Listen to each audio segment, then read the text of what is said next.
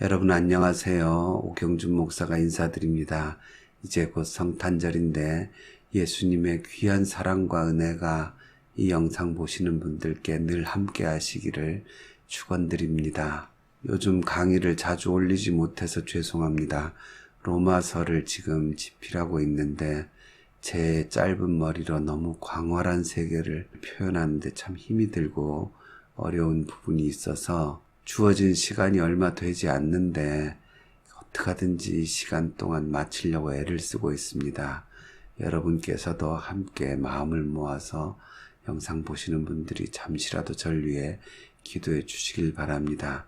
그럼에도 제가 굳이 시간을 내서 여러분께 성탄 인사를 드려야 되겠다 이렇게 이 자리에 앉았고, 또 성탄절 메시지로 오늘 이 마태복음 3장에 예수님의 세례받는 장면을 나눴으면 좋겠다 싶어서 제가 이 자리에 섰습니다.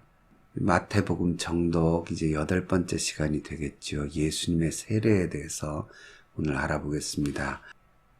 우리 예수님께서 이제 자기를 세상에 내어놓으시면서 가장 먼저 하신 일이 뭐냐면 세례 요한한테 가서 세례를 받으셨습니다.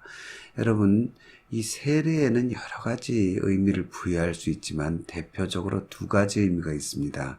첫째는 물에 자기 죄를 씻는다는 의미가 있습니다.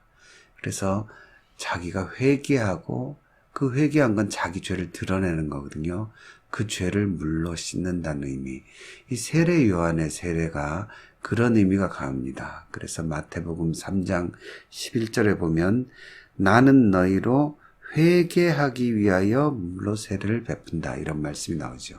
그래서 목적이 회개입니다. 그래서 그 당시 백성들이 3장 5절에 보면 이때 예루살렘과 온 유대와 요단강 사방에서 다 그에게 나와 자기들의 죄를 자복하고 요단강에서 세례를 받았다 이렇게 나오죠. 죄를 자복한다. 이 자복한다는 말이 원어로는 그러니까 동의한다는 겁니다. 네가 죄인이냐? 네가 이런 죄를 지었냐 했을 때 결국 거기에 굴복하고 맞습니다. 내가 그 죄인입니다. 그게 가장 쉬우면서 가장 어려운 거죠. 자기가 죄가 있고 죄인이란 걸 자복하고 드러내는 것. 그러면 어떻게 됩니까? 죄가 이제 앞에 있잖아요. 이 죄를 이제 씻어야 되지 않습니까? 그래서 자복하고 세례를 받는다. 그래서 세례 요한의 세례는 이 물로 죄를 씻는다는 의미가 강하죠. 그러다가 로마서 6장에서 이제 바울이 세례를 죄의 몸이 죽는다, 예수 그리스도의 죽으심과 합하는 거다 이런 개념으로 가르치죠. 그리고는 그 다음 부활하셨잖아요, 예수님이. 그래서 세례가 죽고 다시 사는 것 이런 의미로 이제 나타나죠. 그래서 사도 바울에게 가서는 세례는 중생의 의미와 또 연결이 됩니다. 여하튼 이 세례 요한이 세례에서는 죄를 씻는다는 의미가 강해요. 바로 그 세례 받는 자리에 우리 예수님이 나타나신 겁니다. 그래서 13절에 이때 예수께서 갈릴리로부터 요단강에 이르러 요한에게 세례를 받으려 하셨다. 예수님의 의도예요. 그러니까 가장 먼저 예수님이 자기를 세상에 나타내시는데 제일 먼저 하시는 게 뭐냐? 세례를 받으셨다는 거죠. 그러니까 굉장히 의도적이고 예수님은 이걸 통해서 뭔가를 보여주시고 가르치려는 뜻이 있으신 거죠. 그때의 세례 요한이 예수님을 보고 어떻게 합니까? 14절에 보면 세례 요한이 말렸다 이렇게 나옵니다. 말렸다. 이 말렸다, 디아콜리오라는 이 말은 신약 성경에 딱 여기만 나옵니다. 굉장히 희귀한 단어예요. 그러니까 상대가 그 일을 하지 못하도록 방해하는 걸 얘기합니다. 그러니까 예수님이 세례를 받지 못하도록 세례를 주는 게 업인 이 세례 요한이 말렸다는 거죠. 그럼 그 말린 이유가 뭐냐? 내가 당신에게서 세례를 받아야 할 터인데 당신이 왜 내게로 오십니까? 이겁니다. 여기서 나는 세례 요한입니다. 세례 요한은 우리 인간의 차원에서는 어마어마하게 의로운 사람이죠. 예수님도 인정을 하셨잖아요. 하지만 예수님 앞에 서면 여전히 죄인일 뿐입니다. 근데 내가 당신에게 세례를 받아야 되는데 어떻게 당신은 예수님이시죠? 죄 없으시고 심판하실 분. 인간의 모든 죄를 심판하셔서 지옥에 넣으실 분이 대신해서 죄인 앞으로 오셔서 머리 숙여서 세례를 받으시겠다고 하시니까 세례 요한이 깜짝 놀라서 말렸던 거죠. 근데 그때 예수님께서 이제 허락하라 하시고는 그 이유를, 왜 죄 없는 예수님이 죄인인 세례 요한에게 세례를 받으셔야 되는지 그 이유를 설명을 하시죠. 그게 뭐냐면 15절에 이제 허락하라. 우리가 이와 같이 하여 모든 의를 이루는 것이 합당하니라. 이렇게 얘기하십니다. 여기 나오는 모든 의가 중요하죠. 이유가 이거니까요.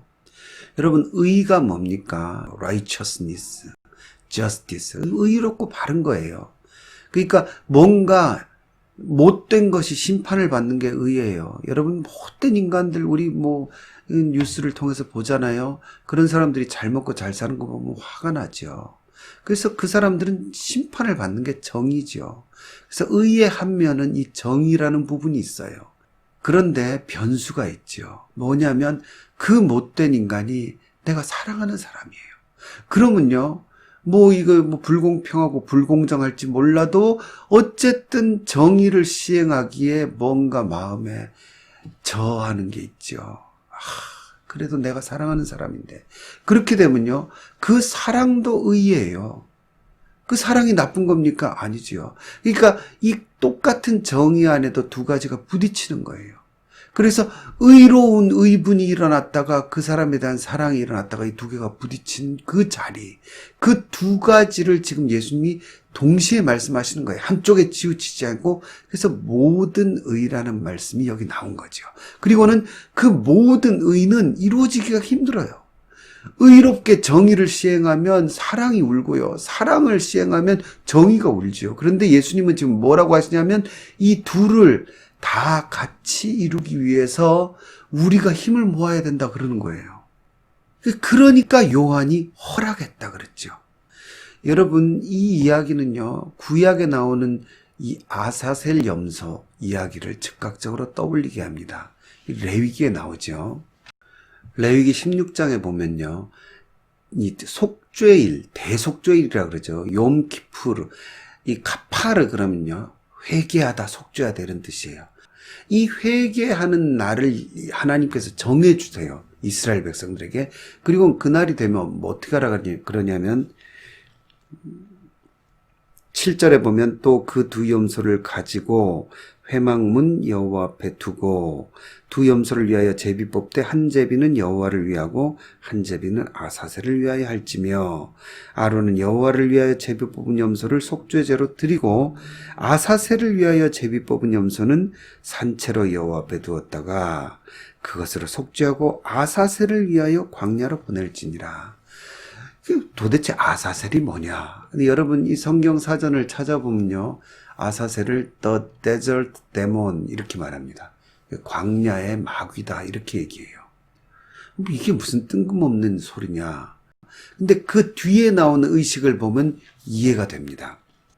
레위기 16장 21절에 보면 아론은 그의 두 손으로 살아있는 염소의 머리에 안수하여 이스라엘 자손의 모든 불의와 그 범한 모든 죄를 아뢰고 그 죄를 염소의 머리에 두어 미리 정한 사람에게 맡겨 광야로 보낼지니 염소가 그들의 모든 불의를 지고 접근하기 어려운 땅에 이르거든 그는 그 염소를 광야에 놓을지니라. 그러니까 이스라엘의 모든 죄를 이 염소가 뒤집었어요. 그리고는 아사셀을 위하여 광야로 갑니다. 아사셀에게 보여주려고 가는 거예요. 근데 아사셀이 누구라 그랬습니까? 마귀라 그랬잖아요. 여러분, 왜 이렇게 복잡한 일이 이 속죄일의 규례로 주어졌을까요? 이 안에 예언이 들어있는 거죠. 여러분, 사람이 죄 때문에 심판을 받는 것은 너무나 당연한 거예요. 그게 정의입니다. 그러니까 마귀는요, 그걸 주장해요. 인간은 악하다. 악하니까 벌을 받아야 된다. 근데 하나님의 속뜻은 뭐냐면 인간을 사랑하시기 때문에 어떻게든지 구원해 주고 싶으신 게 하나님의 뜻이에요. 하나님은 구원하시겠다 그러면요, 마귀가 검사 역할을 하는 겁니다. 말이 안 됩니다. 왜 구원합니까? 그건 공정하고 공평하신 하나님, 의로우신 하나님의 속성에 위반되는 거 아닙니까? 마귀가 그렇게 따진 거예요. 그러면 그 마귀가 무서워서 그런 게 아니라 걔의 말은 맞는 거예요. 그러기 때문에 뭐가 필요하냐? 이 모든 의가 이루어지기 위해서, 즉 사랑과 정의가 한꺼번에 이루어지기 위해서는 누군가 희생이 필요한 거예요. 그 죄값을 누가 대신 치러줘야 되는 거예요. 그게 바로 아사셀 염소입니다. 그래서 여러분, 예수님이 누구십니까? 세상 죄를 지고 가는 하나님의 어린 양이 되신 거예요. 그러면 마귀가 할 말이 없어지는 거죠. 죄 없는 하나님, 심판하실 하나님 자신께서 대신 죽으신 거예요. 인간을 위해서. 그 모든 죄를 지시고 말이죠.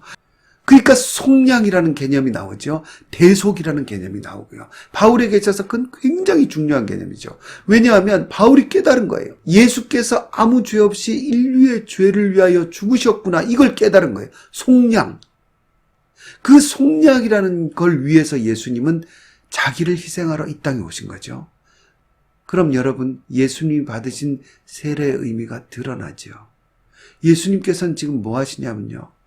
죄가 없으셔서 세례 받으실 필요가 없어요. 세례요한이 딱 봤잖아요.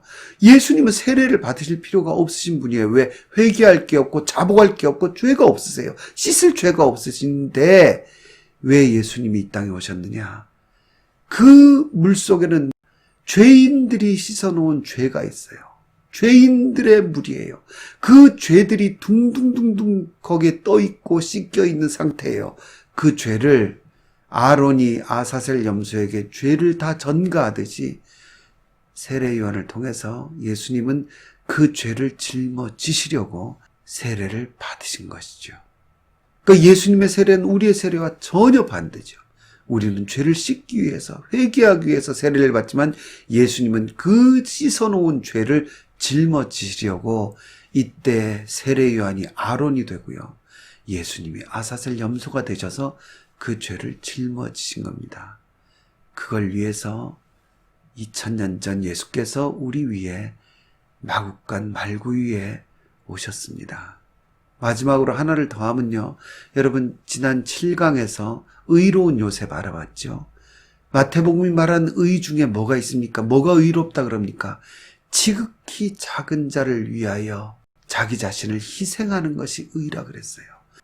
여러분, 그 절정이 뭡니까? 우리 위에 이 땅에 오셔서 죄를 대신 짊어지시고 세례를 받으시고 십자가를 지시고 우리의 죄를 속량해 주신 거죠. 바로 그 일이 일어난 게 이 성탄절인 줄 여러분, 우리가 다시 깊이 되새겨야 될 줄로 믿습니다. 여러분, 다시 한번 깊은 성탄 그리고 주님의 깊은 사랑을 다시 되새기시는 귀한 크리스마스가 되시기를 간절히 축원합니다.